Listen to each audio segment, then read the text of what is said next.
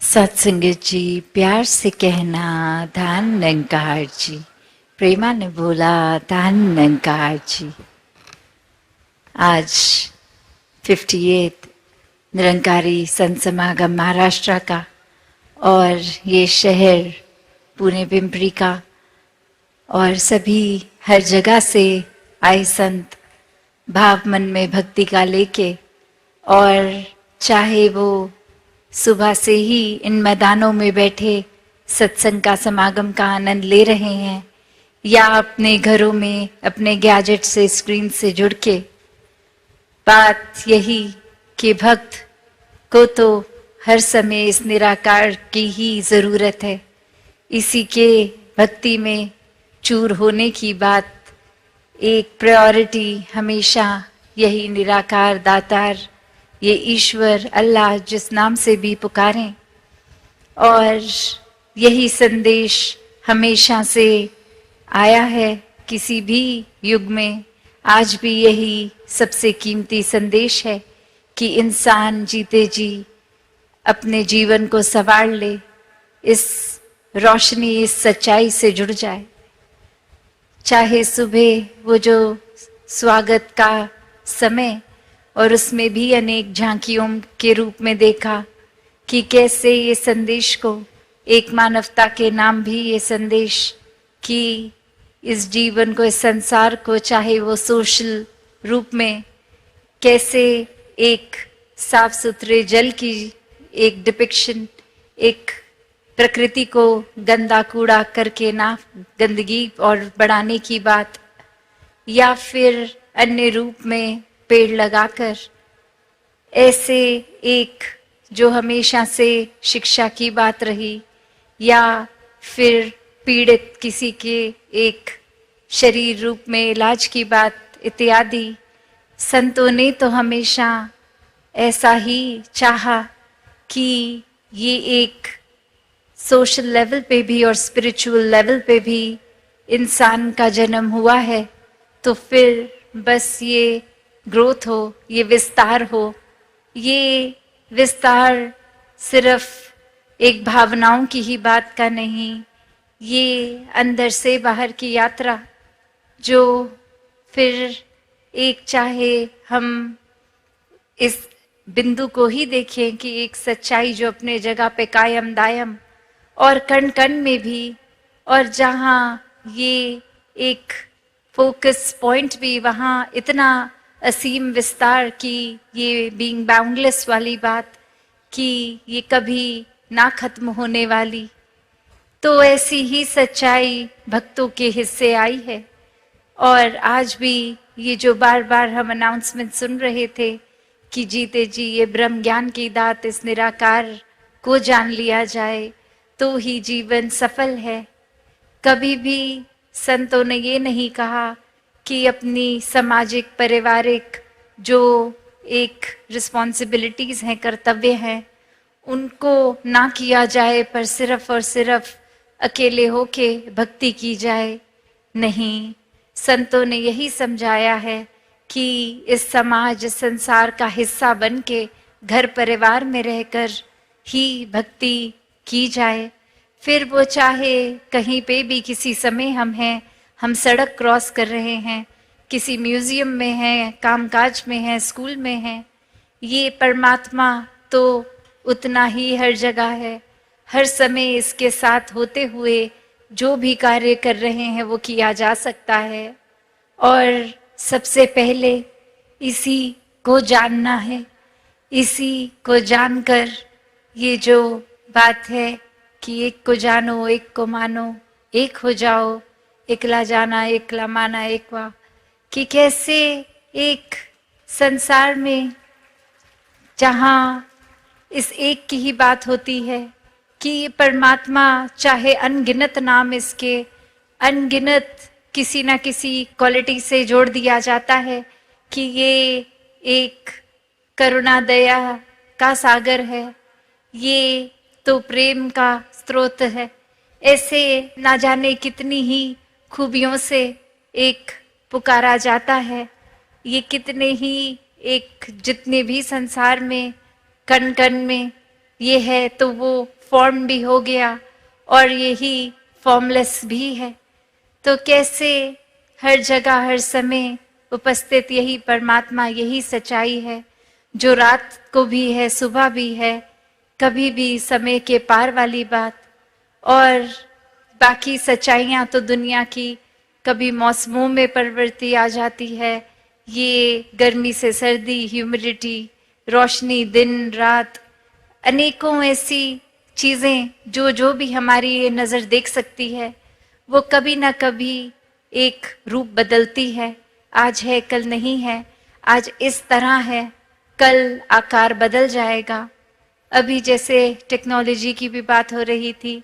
जो आज से कुछ साल पहले जो गैजेट्स जैसे दिखते थे, आज उससे कितने अलग दिखते हैं। पहले अगर साधन कम थे, आज कहीं से कहीं ट्रैवल भी करना है तो अनगिनत रूप में जब पहुंचा जा सकता है। वैसे ही एक इंसान अगर संसार में आया और ये एक रूप धन का भी एक अमीरी की और एक जीवन में आराम की जिंदगी, पर वो अपनी ही बलबूते अपनी मेहनत से किया गया और उसका फिर सदुपयोग किया गया। फिर वही जीवन को अगर हम ऐसे भी देखें कि किसी ने ये सारे साधन होने के बावजूद उनका इस्तेमाल तो किया, पर अच्छाई के लिए नहीं, अपना भी नुकसान किया, किसी और का भी। एक उस तरह से जो परमात्मा का शुक्राना बनता है कि कुछ दिया है तो ये भले के लिए ही इस्तेमाल हो, ऐसा किया ही नहीं गया, तो फिर ये जीवन तो फिर बहुत ही एक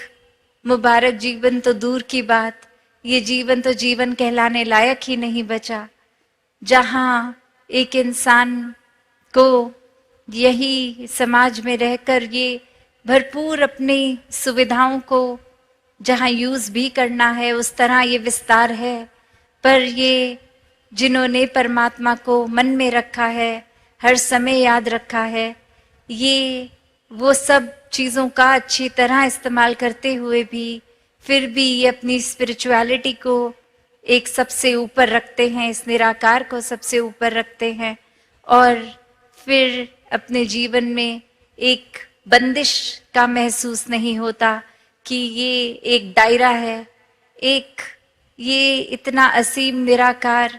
और कितने ही ये अनगिनत तरीके जिससे इस निराकार के साथ प्यार और मजबूत किया जाए, चाहे वो एक दिल से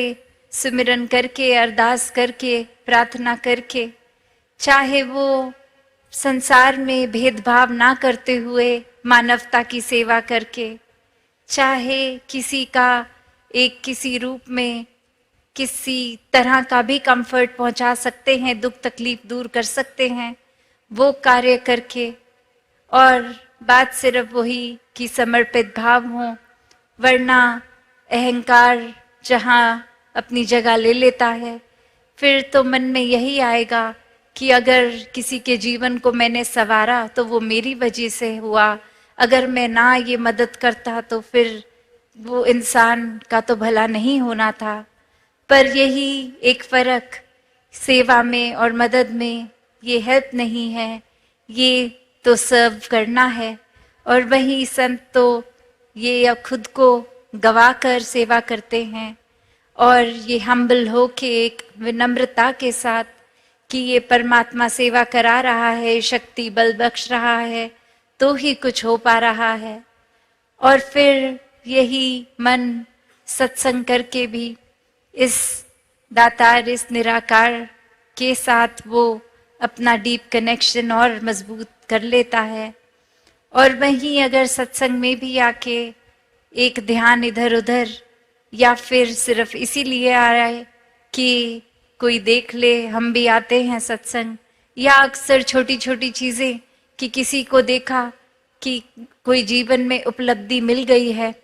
तो एक खुद की ही कैलकुलेशन लगाई कि वो महात्मा तो बहुत रेगुलरली संगत जाते हैं तो हम भी जाएंगे तो हमें भी वो अचीवमेंट मिल जाएगी। या ऐसे कोई भी कारण बना लेते हैं जो एक मूल रूप से, एक अपने प्योर रूप से एक भक्ति के दायरे में नहीं, चतुर चालाकियों के दायरे में आता है। और ऐसा करना भी फिर वो सत्संग नहीं है, क्योंकि अगर यही देखें कि ये सत्य का संग है सत्संग, इसमें और कोई भाव की मिलावट आ जाए तो फिर वो सत्संग नहीं रहेगा। तो कैसे अपने जीवन में एक वही बात कि जब ये निराकार पूरा है तो फिर हमारा इस निराकार पे यकीन होना ना होना इस निराकार को पूरे से अधूरा तो बना नहीं देगा। ये तो हर जगह वैसे ही मौजूद रहेगा। एक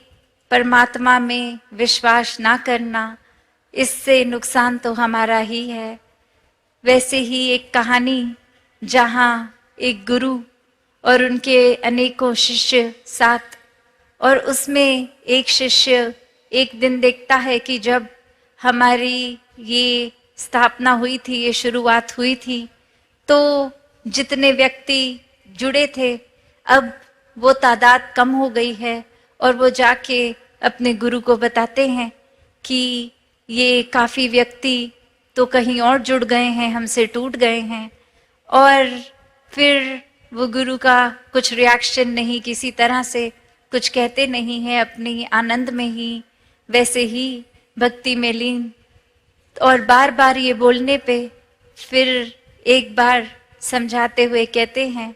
कि जो टूट गए हैं वो तो कहीं जुड़े ही नहीं थे। तो बात वही है कि अगर कोई और वजह से कहीं पे हम जुड़ रहे हैं तो वो एक मन पहले ही अगर सत्संग में नहीं जुड़ रहा, फिर सत्संग पंडाल में बैठना या सत्संग भवन में जाना या ना जाना वो एक ही बात है। और ऐसे ही भाव इस कहानी में भी कि ये आस्था, ये विश्वास अगर है ही नहीं तो एक फिजिकली वहाँ पे होना या फिर वो एब्सेंट होना, वो तो कोई फर्क पड़ता ही नहीं है। और ऐसे ही वो समझाते हैं कि ये कोई गिनती की बात थी ही नहीं, यहाँ तो ये क्वालिटी की बात है, क्वांटिटी की है ही नहीं। और ऐसे ही वो भाव भी आते हैं जहाँ क्वालिटी भी होती है और क्वांटिटी भी होती है। ये संतों के दिल होते हैं जो ये सच्चाई को पहचान कर एक जहाँ उमड़ उमड़ के सत्संग भी आते हैं, वहाँ मन में भी एक बहुत ही प्यारे प्योर भाव होते हैं, साफ, कि बिल्कुल कोई छल कपट नहीं, सिर्फ इस निराकार के प्रति प्यार, तो निराकार की बनाई इस रचना से प्यार। और यही एकत्व भी कि इस परमात्मा से ब्रह्म ज्ञान रूपी दात के बाद जब प्यार हो गया तो फिर कोई फर्क ही नहीं है, हम स्वयं प्यार बन गए। हर जगह प्यार ही प्यार है, प्यार बांट भी रहे हैं और वो एहसास भी नहीं है कि हम प्यार बांट रहे हैं। जिस तरह एक फूल अपनी महक बस देता ही जाता है, तो वो कोई खास एफर्ट नहीं है फूल का, वो तो उसी का गुण है खुशबू, तो वो बिखर रही है। तो बात यही कि फिर ये एक मिक हो के परमात्मा से मन हरेक से एक मिक हो गया। और ये एकत्व की बात यहाँ तो संतों ने हमेशा जैसे समझाया कि जीते जी इस परमात्मा का साथ कर लें। अक्सर ये विषय पे अगर चर्चा होती भी है तो ये दिमाग किसी ना किसी और कारण को प्राथमिकता दे देता है कि अभी हम इस वजह से बिजी हैं, तो अभी तो ये परमात्मा को जानने की ज़रूरत नहीं है, अभी आयु छोटी है। तो बात वहीं ये जीवन के अनसर्टनिटी की भी है कि ये श्वास तो पता नहीं कब चले जाएंगे, कोई निर्धारित उम्र ही नहीं है, तो किसी का अगला पल है नहीं, पता नहीं। तो उसी पल में इस परमात्मा को जान लिया जाए। तो ये बात कि ये परमात्मा हर जगह है और जैसे ही ब्रह्म ज्ञान होता है तो ये उस परमात्मा से इस परमात्मा के दर्शन हो जाते हैं, क्योंकि ये हर जगह आंखों के सामने हर समय और भक्त तो सोते उठते हर समय, जब आंखें बंद भी हैं, सो रहे हैं, तो भी ये परमात्मा क्या ही भक्ति रूप उस तरह भी, और खाते पीते खेलते कुछ भी करते हुए ये परमात्मा ही हर समय साथ इसके एहसास में ही जीते हैं। तो ऐसा भक्ति भरा जीवन हर किसी के हिस्से आए और हर कोई अपने जीवन में जहाँ एक जितनी भी उपलब्धियों को प्राप्त करे वो मुबारक उपलब्धियां हैं अपनी मेहनत अपने हार्डवर्क से, पर वहीं अगर वो अचीवमेंट्स पे ही फोकस करते गए और अपनी स्पिरिचुअल ग्रोथ को इग्नोर किया, तो फिर जैसे इतिहास में काफ़ी उपलब्धियां जुड़ी हैं, एक हमारी भी जुड़ जाएगी, पर वो सिर्फ एक नाम ही बन जाएंगे। एक हमने पर्सनली कुछ गेन ही नहीं किया, जो ये इतना सुनहरा मौका था भी, जिसमें एक एक श्वास इस परमात्मा के रंग में रंग सकते थे, वो मौके को एक माया में ही उलझा के एक गवा दिया। तो हर कोई भक्ति में जीवन जिए, इस परमात्मा के दर्शन करके इसके रंग में रंग कर एक सेवा सिमरन सत्संग का सहारा लेते हुए ये निराकार को हर समय एक ध्यान में मन में बसाकर एक इसी तरह जीवन जिए जो भक्तों का रहा। और आज भी